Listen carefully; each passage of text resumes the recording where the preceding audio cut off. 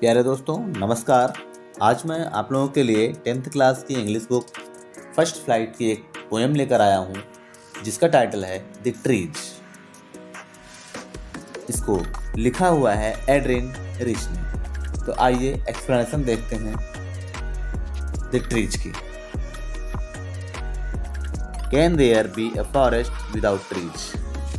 क्या कोई जंगल without trees पेड़ों के बिना रह सकता है?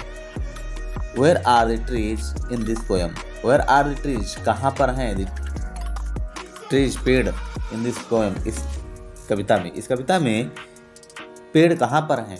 And where do they go? और वे कहाँ चले जाते हैं? देखें, the trees inside are moving out into the forest. पेड़ इनसाइड आर मूविंग, जो अंदर थे वो चल रहे हैं आउट इनटू द फॉरेस्ट, जंगल की तरफ। पेड़ जो अभी तक अंदर थे वो बाहर जंगलों की तरफ जा रहे हैं। The forest that was empty all these days. The forest वो जंगल दैट वाज एम्प्टी जो खाली था ऑल दीज डेज इन दिनों। Where no birds could sit, where जहाँ पर नो बर्ड्स कुड सिट कोई भी चिड़िया बैठ नहीं सकती थी। नो इंसेक्ट हाइड, कोई भी कीड़ा, कोई भी इंसेक्ट, कोई भी कीट पतंग छुप नहीं सकता था।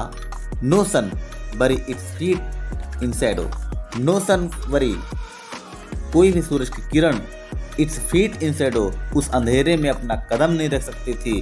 The forest that was empty all this night, the forest वो जंगल दैट वाज एम्प्टी जो कि खाली हो गया था ऑल दिस नाइट इन रातों में।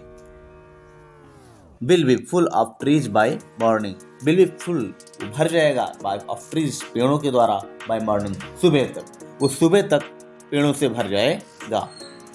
Next stanza, all night the roots work, पूरी रात भर the root works जड़ें काम करती रहेंगी।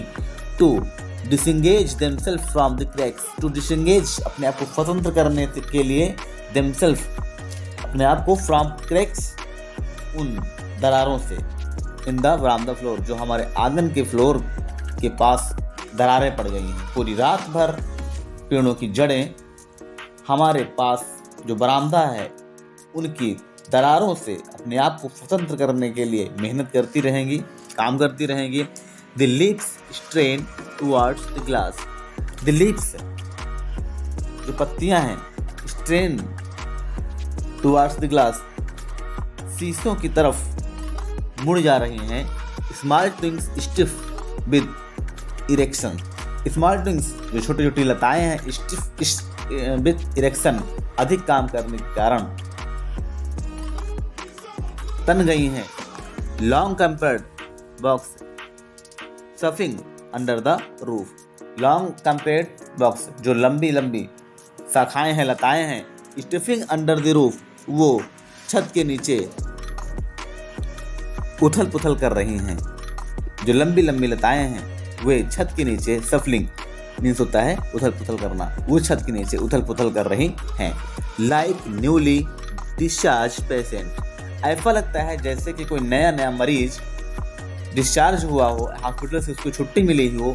हाफ डाइजेस्ट मूविंग, और वो आधे चकराए हुए से मूविंग भाग रहा हो टू द क्लिनिक डोर्स, इधर उधर अस्पताल के दरवाजे की तरफ। ऐसा लग रहा है कि ये लताएं किसी नए मरीज की तरह क्लिनिक के चारों तरफ आधे अधूरे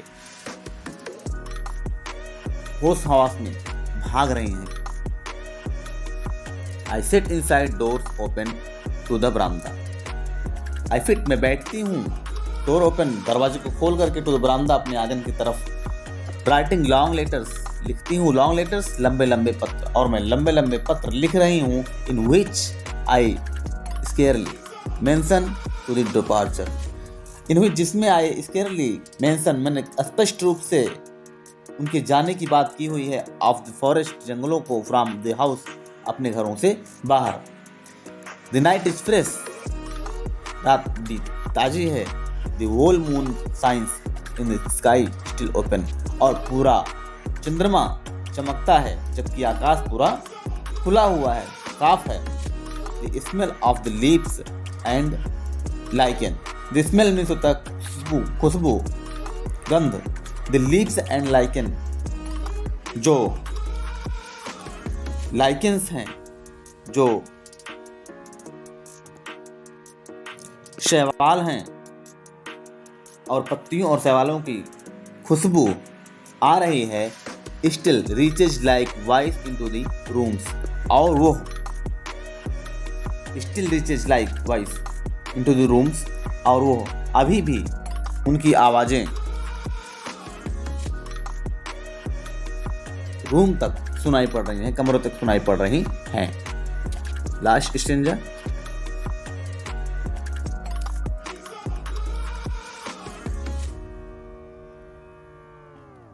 My head is full of whispers. My head, मेरा दिमाग, मेरा सिर is full of whispers, छोटी छोटी बातों से भरा हुआ है। Which tomorrow will be silent, जो कल तक बिल्कुल शांत हो जाएगा। Listen, the glass is breaking. सुनो, the glass is breaking, जो ग्लास है वो टूट रहा है। The trees are stumbling forwards, जो पेड़ हैं वो लड़खड़ाते हुए आगे बढ़ रहे हैं। Into the night, रात में। Winds rush to meet them, winds जो हवाएं हैं, rush to meet them, उनसे मिलने के लिए दौड़ रही हैं, भाग रही हैं।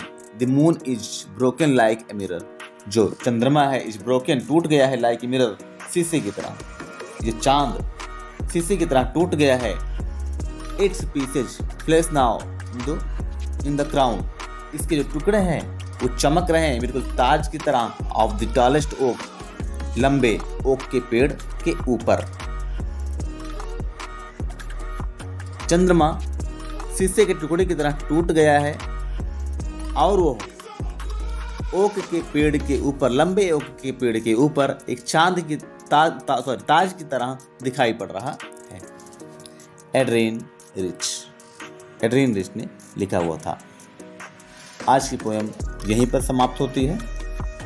प्यारे दोस्तों, एनसीईआरटी के सभी विषयों का पॉडकास्ट पाने के लिए मेरे इस चैनल को लाइक कीजिए और सब्सक्राइब कीजिए। धन्यवाद।